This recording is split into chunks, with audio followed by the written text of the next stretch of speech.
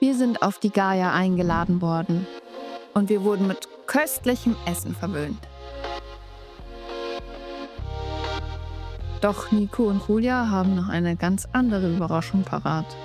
Die beiden hatten tatsächlich eine ausrangierte Rettungsinsel im Müll entdeckt und beschlossen, dass man so ein seltenes Fundstück unmöglich ungetestet lassen kann.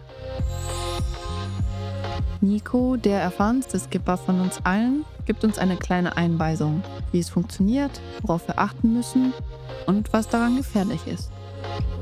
Am meisten Kopfzerbrechen macht Nico ausgerechnet die Verschalung der Rettungsinsel. Die sollte später unbedingt wieder eingesammelt werden. Nur ob das Teil überhaupt schwimmt? Keine Ahnung. Also braucht es jemanden, der schwimmen- und tauchbereit ist. Wen könnten Sie bloß damit meinen? Laut der Beschriftung ist die Rettungsinsel schon seit über 20 Jahren nicht mehr gewartet worden. Wir wissen also nicht einmal, ob sie überhaupt funktionieren wird.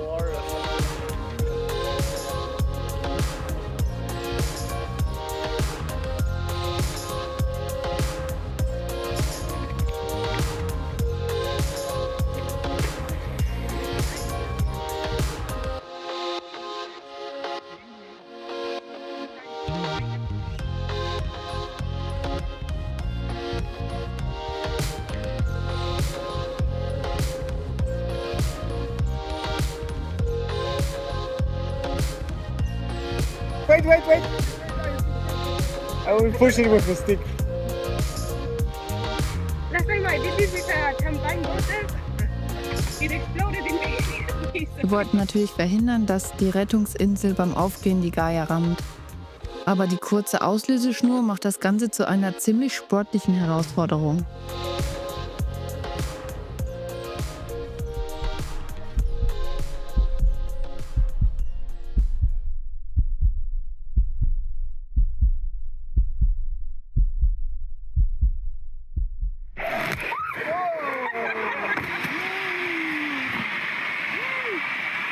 I'm gonna push it with the stick. Oh wow!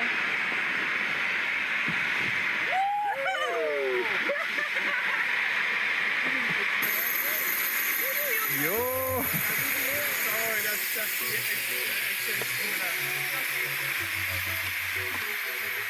Someone is recording already.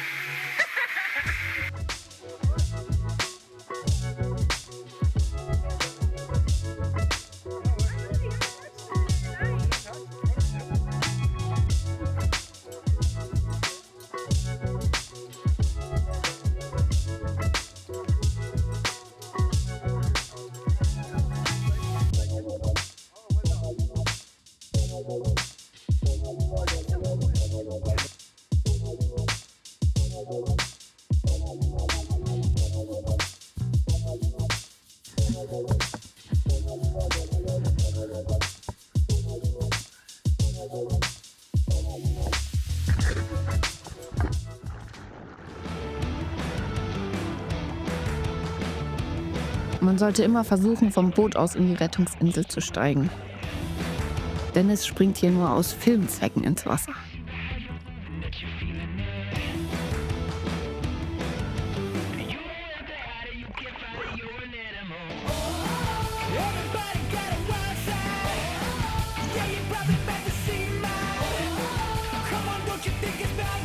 First one is in.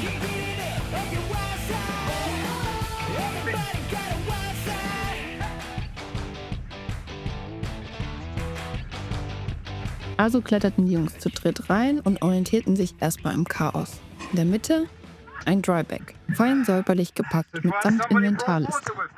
Yeah, me, I think. Normally there's like a cup. Yeah.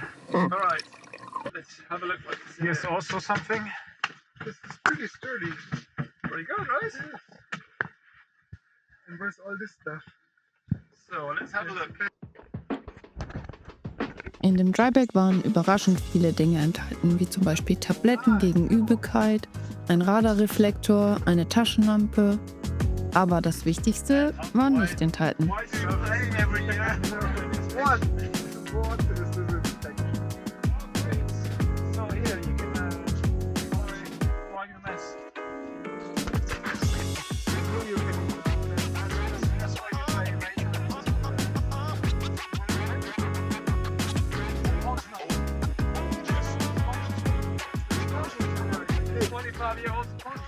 bring the beer. What beer? Yeah, the life raft beer, the life-saving beer.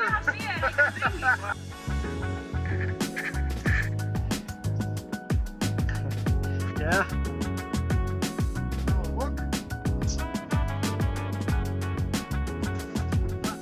Irgendwann kam dann auch die Rettung. Das Bier. Beer, yes, thank you. Oh. Es gab auch eine Überlebensanleitung. Da stehen dann so Dinge wie, dass man die Insel kontrollieren soll oder dass man sie möglichst warm und trocken halten soll. Das Wichtigste, kein Seewasser und kein Urin trinken. Und natürlich wollte Julia auch noch rein. Es wurde ganz schön eng. Dabei ist die Rettungsinsel für 6 Personen ausgelegt.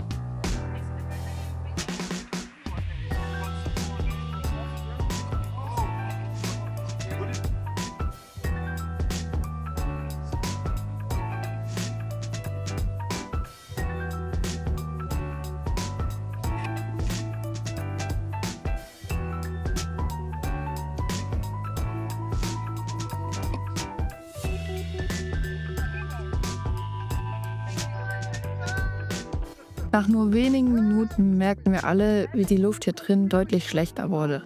Keine Ahnung, ob es an dem Material lag oder daran, dass die Insel älter als so mancher von uns war.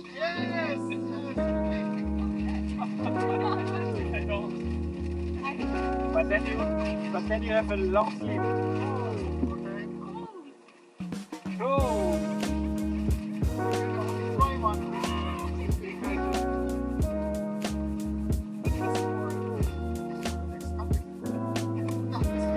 How do you get your miles? Yeah.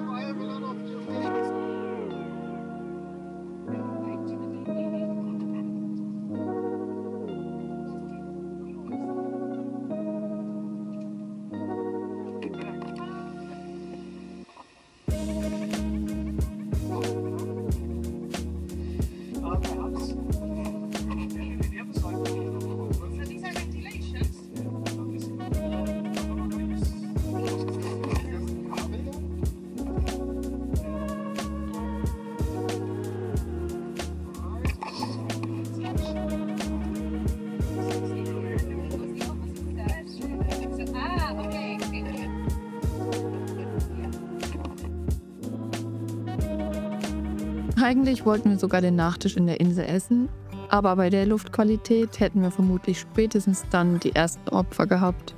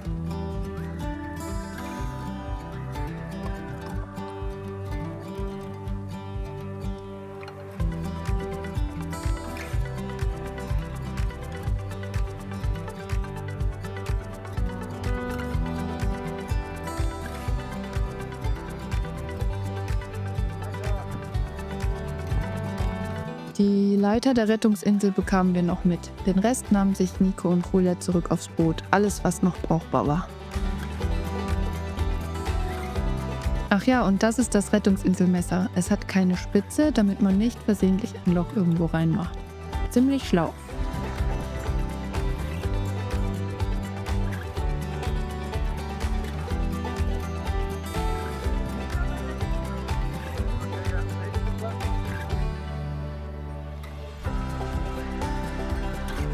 Es war ein schönes, lustiges und zugleich eindrückliches Erlebnis. Wir haben gesehen, wie so eine Rettungsinsel im Ernstfall wirklich aussieht und vor allem, wie sie sich anfühlt. Schon nach wenigen Minuten wurde uns allen etwas flau und ein unangenehmes Gefühl kroch uns unter die Haut. Und genau das hat uns bewusst gemacht, wir wünschen wirklich niemandem, jemals in einer Situation zu geraten, in der so eine Insel zum letzten Zufluchtsort wird. Eine echte Rettung dauert oft nicht Minuten, sondern Stunden bzw. Tage. Dieser Test hat uns gezeigt, wie wertvoll jede ruhige, sichere Sekunde auf dem Wasser ist und wie schmal der Grat manchmal sein kann.